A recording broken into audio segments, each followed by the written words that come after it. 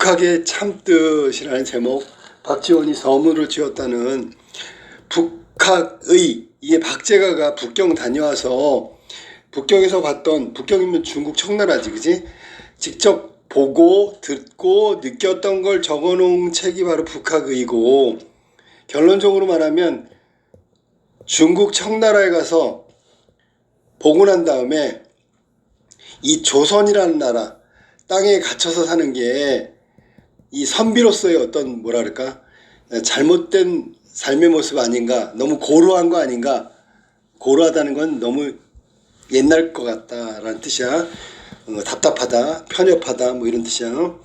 그래서 조선이라는 땅에 갇혀가지고 새로운 것을 받아들이지 않는 선비들이 고루하고 편협하다라는 비판의 내용을 담고 있는 게 북학의라는 책이거든.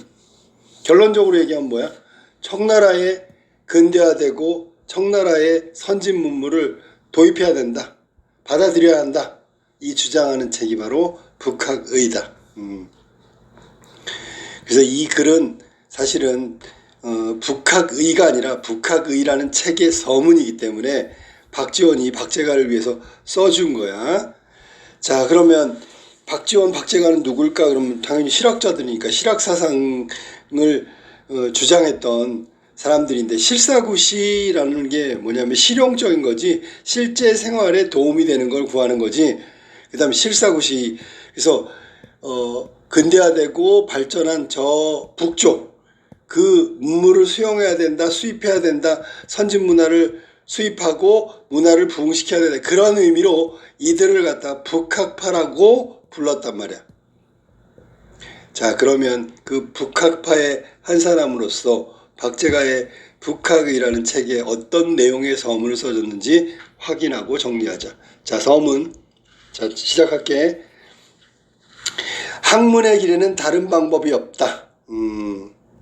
학문의 길에는, 그러니까 학문을 연구하고 배우고 이러는 거에는 다른 방법이 없다. 오직 한 가지래. 뭐 모르는 것이 있으면 길 가는 사람을 붙잡고라도 물어보아야 한다. 자, 그러면 이건 학문의 길이었지만 우리가 선진화되려면 어떻게 해야 돼? 잘 사는 나라 거 배워야지, 물어봐야지. 어린아이 종일지라도 나보다 한 글자라도 많이 알면 잠시라도 배워야 한다.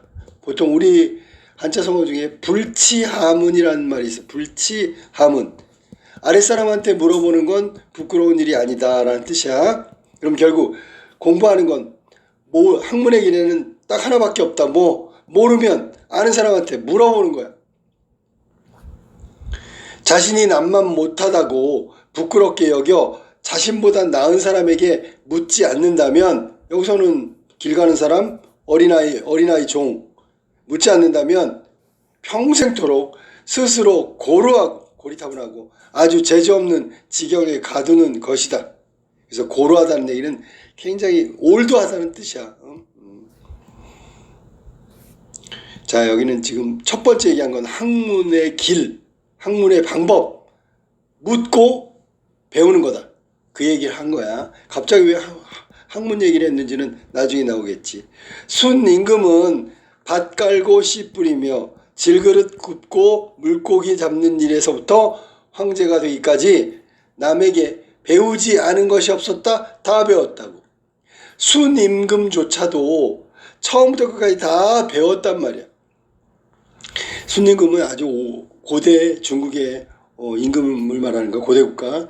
공자가 말하기를 나는 젊은 시절에 미천했기 때문에 막일에 많이 익숙했다라고 했단 말이야. 그러면 여기는 지금 봐봐, 공자님 얘기를 또 갖다 붙인 거지, 그지? 인용한 거라고 생각하면 돼. 순임금에 관련된 것도 인용했다, 공자님 말하는 것도 인용했다. 그러면 그 막일이라는 게 뭘까 합니까? 공자님이 막일에 많이 익숙했는데 그 막일 역시 밭 깔고 씨 뿌리며 질그릇을 굽고 물고기를 잡는 일 따위였을 것이다. 순임금이나 공자님이나 막일은 바로 그거야. 같은 걸 배웠단 말이야. 비록 순임금과 공자같이 거룩하고 재능 있는 분일지라도 사물에 나아가 기교를 창안하고 일에 임해 도구를 만들려면 실이 부족하고 지혜도 막히는 바가 있었을 것이다. 자, 여기 지금 순임금, 공자 같은 사람들도 막힘이 있다. 왜냐하면 새로, 자 봐봐, 이 사물에 나아가 기교를 창안한대. 창안이 뭐야? 새롭게 생각해내는 거잖아. 없던 걸 만들어내는데 당연히 시간도 오래 걸리고 어렵겠지, 그지? 그 다음에 일을 할 때, 일을 임해 도구를 만들려면, 없던 도구를 만들려면 시간이 부족하고 또 잘 모르는 게 있어서 막히는 바가 있었을 거야, 분명히. 그러므로 순임금과 공자가 성인이 된 것은 밑줄 쳐. 남에게 잘 묻고 잘 배운 것이 지나지 않는다. 그러면 순임금이나 공자도 잘 모르는 걸 남한테 물어봤으니까 저렇게 거룩한 재능을 갖게 된 거지. 그러니까 묻는 것은 창피한 일이 아니지. 배움의 방법 중에 가장 훌륭한 유일한 방법은 잘 묻고 배우는 거야. 여기까지 순임금, 공자님 얘기를 왜 했을까? 이런 거룩한 재능이 있는 분들도 다 물어보면서 지혜를 얻었고 배운 거다라는 걸 강조하는 거야. 자, 그 다음 우리나라 선비들은 이제 비판하겠지. 한쪽 모퉁이 땅에 편협한 기질. 편협하다는 얘기는 한쪽으로 치우쳤다. 그러니까 한쪽으로 치우쳤으니까 상대 쪽을 인정 안 하려고 그래. 너그럽지 못해.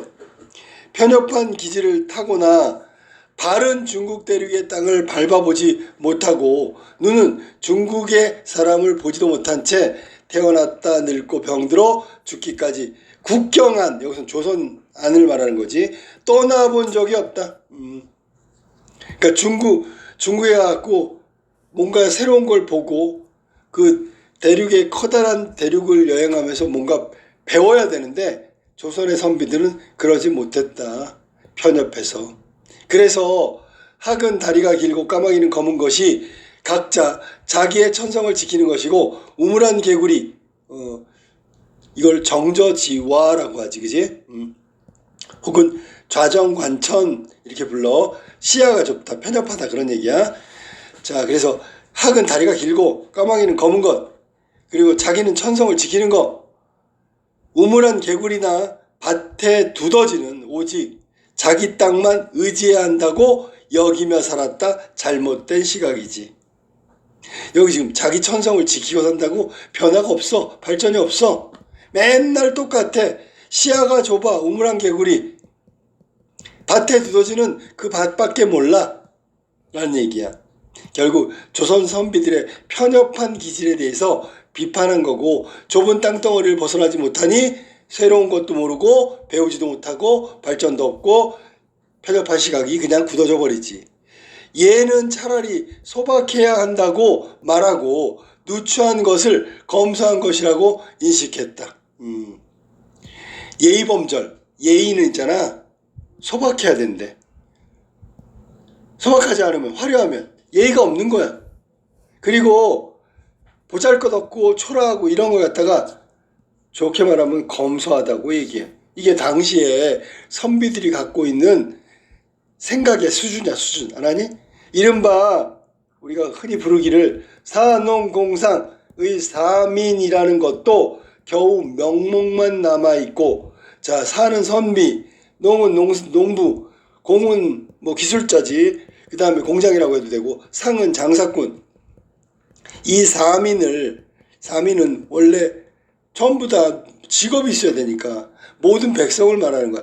사민이라는 것도 겨우 명목만 남아있고, 이용후생 나왔네. 실사구시, 이용후생 이런 게 모두 실학자들의 주장이지. 이용후생, 자, 이롭게 사용하고 두텁게 살아가는 거야. 뭐 그러면 이 말은 편리하게 이용하고 그 다음에 우리 삶의 질도 나아지게 하는 걸 말하는 거야. 이용후생의 도구는 날이 갈수록 어렵고 구차해졌다. 그러니까 우리가 있잖아, 우물을 파. 전부 다 인력으로, 사람의 힘으로 파. 그게 아니지. 충력, 가축의 힘도 되고, 나중에는 어떻게 돼? 막 기계를 만들면 기계의 힘으로도 물을 팔 수 있어야지. 그러면 기계의 힘으로 물을 파면 훨씬 더 빨리 파고 많이 파고, 그러면 사람들은 편해지고 더 부유해지고 더 생활이 나아질 거 아니야. 그러니까 그런 거 하나도 안 한단 말이야. 그러면 어떻게 돼? 구차해지는 거지. 이는 다른 게 아니다. 배우고 물을 줄을 몰라 생긴 잘못이다. 결론을 내렸어. 왜 이렇게 구차하게 사는 줄 알아? 이용생이 안 되는 이유가 뭐야? 모르면 물어보고 물어봐서 배워야 되는데 그걸 안 하고 있단 말이야. 왜? 편협한 시각 때문에 원래 알고 있는 범위 내에서 벗어나질 못해. 알았니? 시야가 너무 좁아. 국경 안에서만 보고 듣는 걸 다 믿어. 우물안 개구리야. 학은 무조건 다리가 길어야 돼. 까마귀 무조건 검은색이야. 그리고 그 본성을 지키며 살아가는 건 중요한 거고 맞는 거야. 이런 생각을 갖고 있는 게 조선의 선비들이라고. 결론적으로 묻고 배우지 물을 줄을 몰라서 배울 수가 없고 배우지 못하니까 구차해지게 된다라는 얘기를 하고 있는 거지. 자, 그 다음 장차 앞으로 배우고 물어야 한다면 중국을 버려두고 어떻게 하겠는가? 중국 말고 누구한테 배우라는 거야? 중국을 버리면 안 된다는 얘기지. 왜냐하면 그 당시에 선진 문물은 중국이었거든. 동양의 중심은 누가 뭐래도 중국이 과거에는 동양의 중심이었으니까. 그럼 제일 중심이고 제일 잘 사는 중국 빼고 누구한테 물어? 뺄 수는 없지, 그지? 그러나 그들은 여기 편협한 시각을 가지고 있는 조선의 선비들은 말하기를 뭐라냐. 지금 중국을 다스린 자는 오랑캐들이라고 하면서 어떻게 우리가 오랑캐한테 배울 수 있겠어. 배우기를 부끄러워해. 중국의 옛 법마저 싸잡아 천하다고 야만적이라고 여긴다. 근데 문제는 중국의 지금 주인은 청나라 오랑캐야. 명나라는 다 망해버렸고. 그러면 청나라가 중국의 주인이라면 그 문물에 대해서는 청나라한테 배워야지. 그러니까 배우기가 부끄러우니까 싸잡아서 야, 청나라는 모두 야만적이야 이렇게 얘기한다고. 저들이 진실로 변발을, 여기 청나라겠네. 저들이 진실로 변발을 하고 중국식 그 머리 하는 그걸 변발이라고 하지, 그지? 앞에는 밀고 뒤에는 이렇게 머리를 따는 거 있잖아. 변발을 하고 옷깃을 왼편으로 여미는 오랑캐이지만, 자, 그러면 우리는 변발 안 했고 옷깃을 오른편으로 여미는 거야. 오랑캐는 그렇게 반대로 하니까 저들이 살고 있는 땅이 3대 1의 한나라, 당나라, 송나라, 명나라의 대륙이 어찌 아니겠는가. 지금 중국의 대륙의 주인이 누구라고? 오랑캐야. 그 오랑캐가 주인이 되기 전에 그 전에는 한나라, 당나라, 송나라, 명나라가 있었단 말이야. 걔네들 멸망하고 지금 현재 그 자리에 있는 건 누군데? 당연히 청나라겠지. 오랑캐. 그 땅 안에 살고 있는 사람들이 3대 1의 한당, 송명, 후손이 어찌 아니겠는가. 후손이라고 얘기해야지. 오랑캐니까 한나라, 당나라, 송나라, 명나라 한족의 후예가 아니니까 후손이 아니라고? 지금 그 자리는 청나라 오랑캐가 점령했는데. 그렇다면 오랑캐지만 후손이라고 할 수 있는 거지.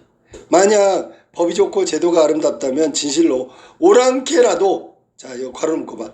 법이 좋고 제도가 아름답다면, 이거 선진문물이야, 선진문물. 우리보다 발전했단 말이야. 그러면 오랑캐라도 나아가 본받아야 할 터인데, 하물며 그 규모의 광대함과 마음의 씀씀이의 정교함과 제작의 심오함, 깊이 있다는 얘기야. 문장의 찬란함, 아직도 3대 1의 한당 송명의 예법을 보존하고 있음에랴라고 해서 보존하고 있단 말이야. 오랑캐지만 3대 한당 송명의 예법을 그대로 보존하고 있단 말이야. 그러면 한당 송명과 다를 바가 없다는 얘기지. 그러면 한당 송명의 예법은 뭔데요? 그러면 봐봐. 광대함, 배워야 될 점이야. 정교함, 심원함, 찬란함. 이걸 청나라가 오랑캐지만 한당 송명의 그 예법을 보존하고 계속 이어가고 있단 말이야. 그러면 보존하고 이어가는 게 후손이지. 대륙을 지금 실제로 점령하고 있는 것도 청나라 오랑캐니까. 그래서 그 청나라가 갖고 있는 그 배워야 될 특징이 뭐냐면 광대함과 정교함과 심원함과 찬란함을 가지고 있다고. 그리고 한당송명의 예법도 계속 유지하고 보존하고 있다고. 그럼 가서 배워야지. 오랑캐라고 외면하면 안 된다는 얘기지. 우리를 저들과 비교한다면 진실로 한치의 나은 점이 없다. 뭐 그 굉장히 비판적으로 좀 어떻게 보면 뭐 자학하고 있는 것 같은 생각이 들 정도로 우리가 저들과 비교하면 진짜 따져보면 요만큼도 한치는 요만큼 아주 작은 것조차 나은 점이 없다. 그럼에도 유독 상투를 튼 것만 가지고 스스로 천하의 제일이라고 뽐내면서 사대부, 편협한 사대부, 지금 중국은 옛날의 중국이 아니다. 왜? 오랑캐가 주인이 됐으니까. 한족이 아니라 오랑캐의 나라가 됐다고. 그러면 중국이 옛날에 한족이 지배하던 게 아니라 오랑캐가 지배하니까 달라졌지. 스스로 천하의 제일이래. 왜? 양반의 모습, 상투 튼 모습은 우리밖에 없으니까. 청나라 변발하고 있잖아. 저건 오랑캐들이 하는 거야 라고 편협한 기질을 갖고 있는 사대부 양반 당시의 선비들이 스스로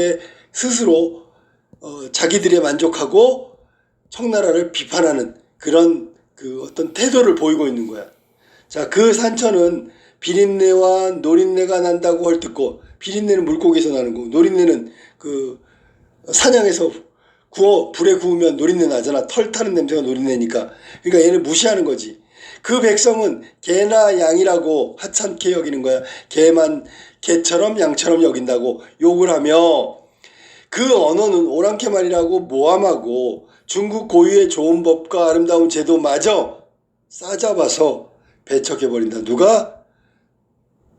조선의 선비들, 편협한 선비들이. 알았니? 자, 그럼 여기 중국의 고유의 좋은 법과 아름다운 제도,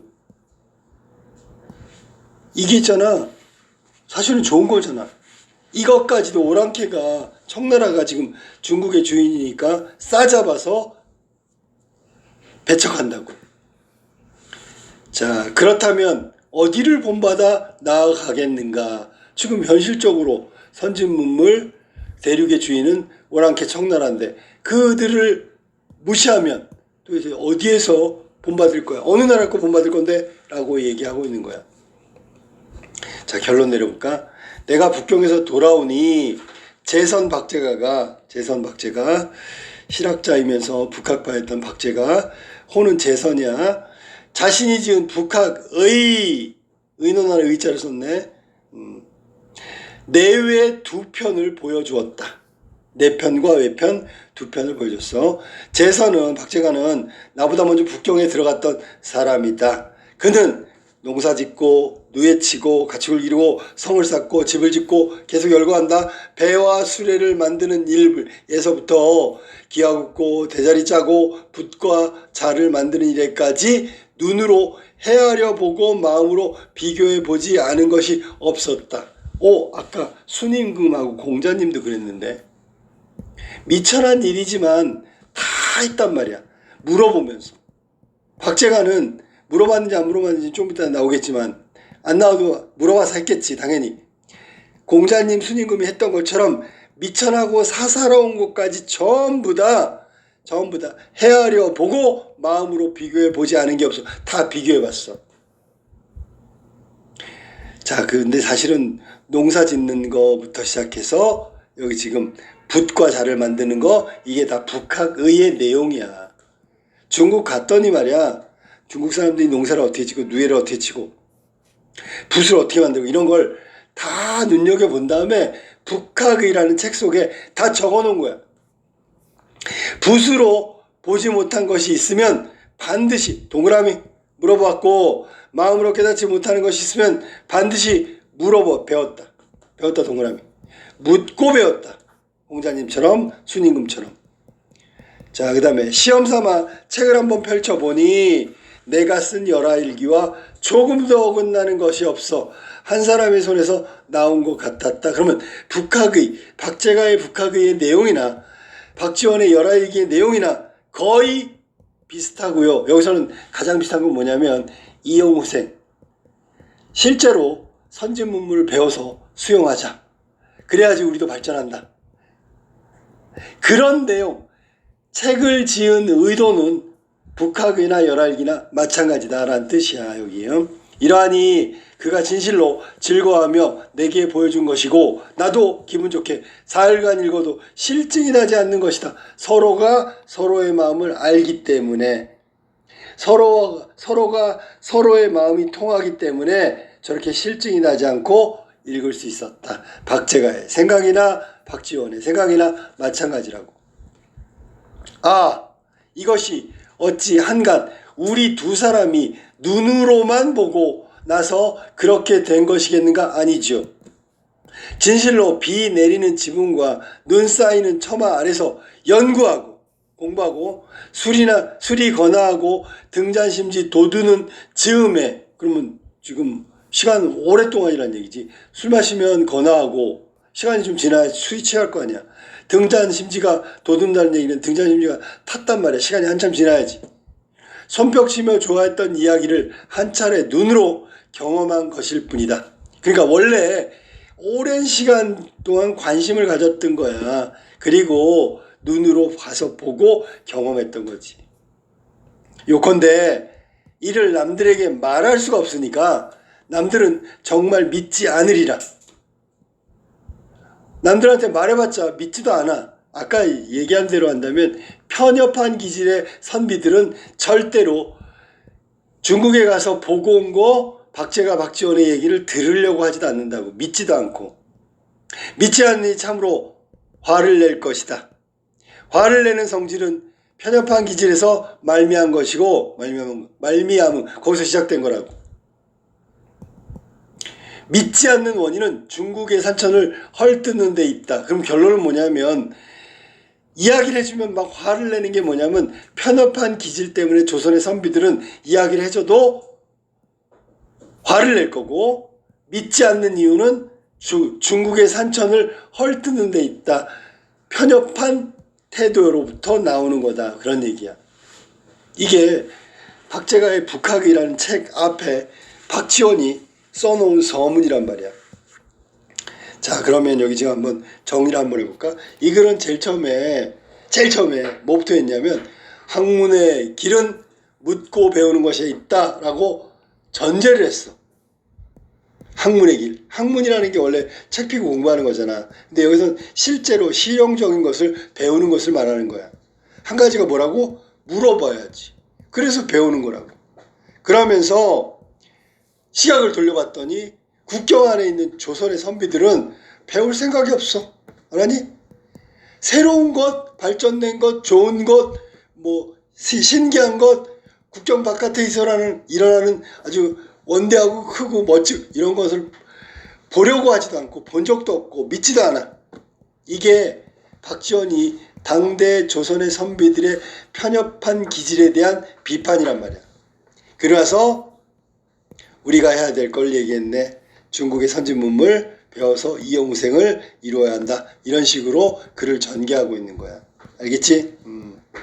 자, 박지원은 말 그대로 조선 후기의 실학자, 북학파인데 청나라가 우리나라에 쳐들어왔잖아. 정묘란, 병자호란 때 남한사성 굴욕이 있었지, 그지?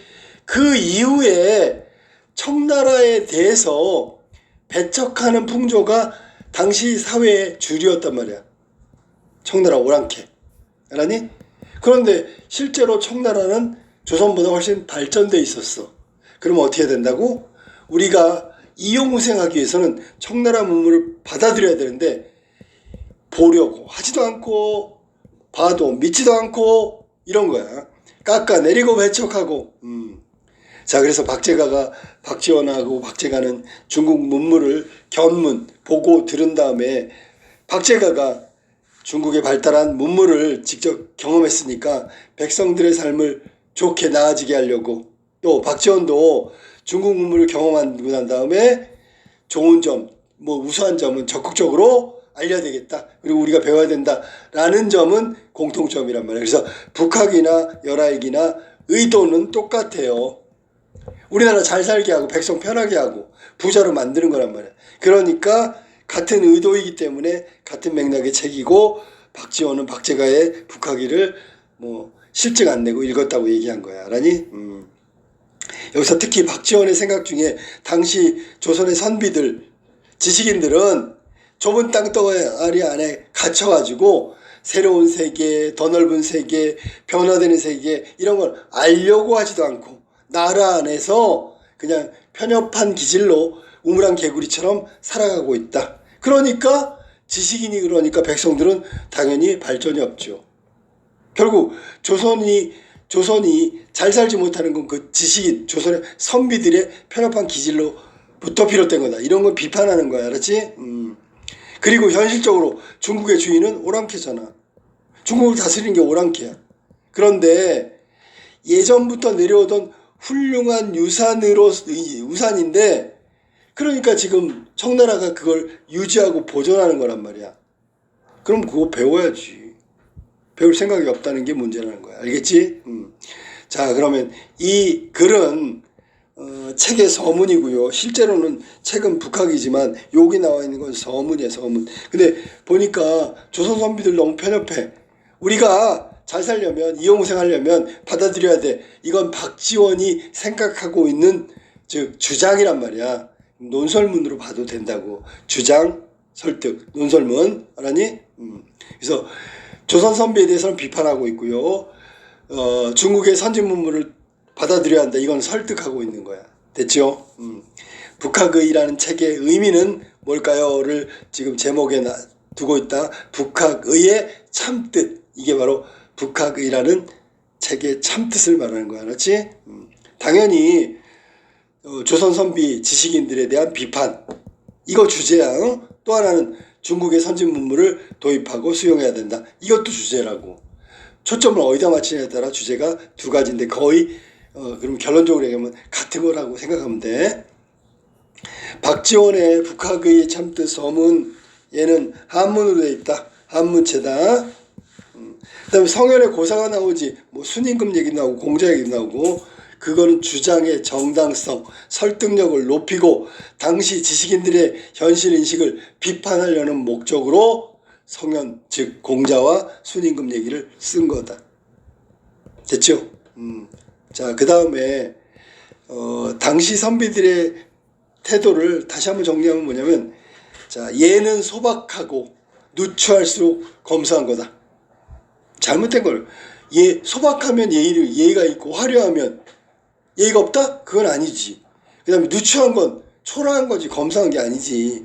잘못된 거야. 지금 중국을 다스리는 오랑캐는 배울 게 없다. 이렇게 생각하고 있는 거야. 조선의 선비들. 또 우리 스스로 상투를 들고 있으니까 우리가 제일이다. 그 다음에 지금 중국 대륙은 비린내와 노린내가 나. 오랑캐 말은 천하의 하찮은 말이다. 여기서는 오랑캐 말은 중국어로 말하는 거예요. 자, 그걸 비판한 게 그런 조선의 선비들의 인식을 비판하고 있는 게 박지원이고 박지원은 선비들 지식인이 그 모양 그 꼴이니까 백성들이 가난해지고 구차해진다 라고 얘기했고 그 다음에 오랑캐 3대 아까 나왔던 한나라, 당나라, 송나라, 명나라의 예법을 온전히 보존하고 있는 게 지금 현재는 오랑캐란 말이야. 그러니까 그 오랑캐에게 배워야 될 거 아니냐 라고 얘기한 게 박지원의 내용이다. 지금 계속 북학의 참뜻에 있는 내용을 선생님이 설명하고 있는 거야. 자, 특별히 할 건 없고요. 그 다음에 이게 지금 보면 이 뒷부분에 무슨 책이 나오는데 이게 박제가가 써놓은 게 하나 있거든. 그거 한번 볼까 잠깐. 박제가가 임금한테 올린 상소문이 하나 있대. 소자 동그라미 쳐봐. 상소문의 소. 그 소라는 일종의 글의 종류인데 한문으로 써가지고 소자는 원래 통할 통자거든. 통하게 하는 거야. 옛날 중국 한나라 때부터 임금한테 올리는 글을 소라고 불렀단 말이야. 상소 그러면 윗사람한테 올리는 거겠지, 그지? 자, 그럼 상소문의 내용을 잠깐 볼게. 신은 농사를 살피는 관원이옵니다. 모든 논의는 농사를 경영하는 데에서 시작할 수밖에 없습니다. 이게 뭐 농자 천하지 대본, 농사가 모든 산업의 으뜸이다. 기본적이라고, 농경사회니까. 무술을 강습하거나 문학을 수련하거나 또 교화와 예학에 대한 일은 감히 언급하지 못하옵니다. 그러니까 자기가 할 얘기는 농사를 경영하는 거에 대해서 이야기하겠다. 무술, 문학, 교화, 예학 이런 거 말고요.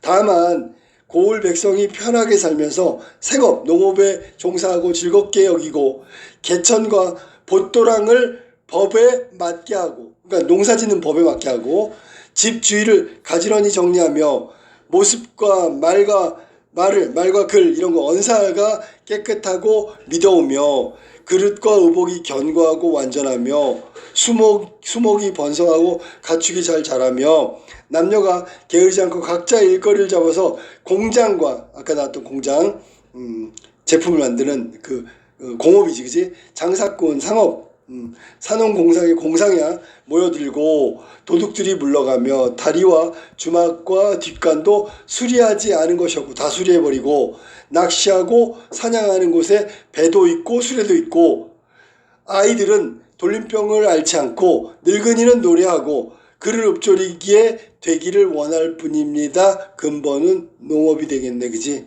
농사 지어가지고 배불리 먹으면 저런 일이 자동으로 되는 거잖아.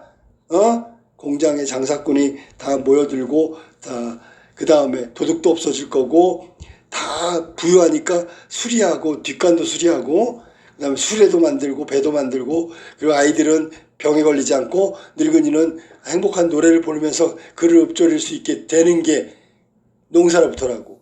이것의 모두 근본을 두텁게 하고 농사에 힘쓴 후에 나타나는 효과. 그러니까 박제가 생각에는 우리가 잘 살려면 가장 기본이 되는 건 농업이고 농사 짓는 일을 잘하면 저렇게 순차적으로 다 완전해진다, 부유하게 된다, 뭐 이런 얘기야. 집마다 넉넉하고 사람마다 스스로 생활이 족하게 만족하게 된 뒤에 일이 오며 중화하고 위육하는 것도 대개 이에서 벗어나는 것이 아닙니다. 중화. 여기서 중화가 이루어지면 중화라는 게 이제 중국 얘기라는 책 속에 나온 건데 중화가 뭐야 그랬더니 천지가 제 위치를 잡고 만물이 생육을 한다라는 뜻이에요. 중화. 그러니까 각자의 위치에서 잘 살아가는 거야. 그 다음에 주자. 자, 위육이라고 나오는데 주자. 자, 여기 볼까? 주자는 이것을 학문으로서의 극진한 것이며 성인이 해야 될 일이다. 중화라는 말이 절도에 맞게, 즉 절도에 맞는다는 게 뭐야? 법칙에 맞는다는 거야. 그리고 위육은 아까도 얘기했지만 생육, 즉 잘 성장하고 잘 자란다 그런 뜻이야. 그러니까 우리가 자리에 자기 존재에 맞게 위치하고 잘 자라는 것도 뭐에서 시작된다고? 농사에 힘쓰면 다 이루어진다고. 결론적으로 말하면 우리가 부유하게 되고 편하게 사는 것은 농사로부터 오는 거야. 근데 이 중간에 뭐가 나오냐면 배도 있고 수레도 있고 이런 것도 필요하다는 얘기잖아 지금. 이게 좀 발전된 문명 혹은 문화라고 생각해도 돼요. 수레를 많이 만들고 수레를 활발하게 이용하면 장사를 더 많이 할 거고 장사를 더 많이 하면 물건이 왔다 갔다 하니까 물건값 싸질 거고 돈도 많이 벌 거고 뭐 이런 거야. 교통. 이럴 때 이제 우리가 우물이라는 거 나오지. 우물은 자꾸 퍼내야 물이 고이는 거야. 그냥 내버려두면 물이 그냥 썩어. 마치 경제도 마찬가지야. 무역도 마찬가지고 유통도 마찬가지야. 자꾸 해야지 점점 규모가 커진다 그런 얘기야. 우물처럼. 그래서 우리가 우물에 빗대는 우물론도 있어. 나중에 이제 아마 관계 있는 거 배울 거야. 그래서 여기 지금 상소문은 북학의를 바치는 소에서라고 했는데 이 말은 이제 임금한테 자신의 생각을 전달하고 임금과 소통하게 하는 어떤 한문체의 글이라고 생각하면 돼. 알았지? 보통은 막 누구 죄가 있습니다. 누가 죄가 없습니다. 뭐 이런 것들을 올리는 글이 대부분인데 여기서처럼 박제가는 농업을 완전하게 하면 모든 것이 다 잘 된다. 뭐까지 잘 된다? 중화하고 위육하게 하는 것까지 가능하다. 그 얘기를 하면서 농업의 중요성 뭐 이걸 강조하고 있는 거예요. 여기까지.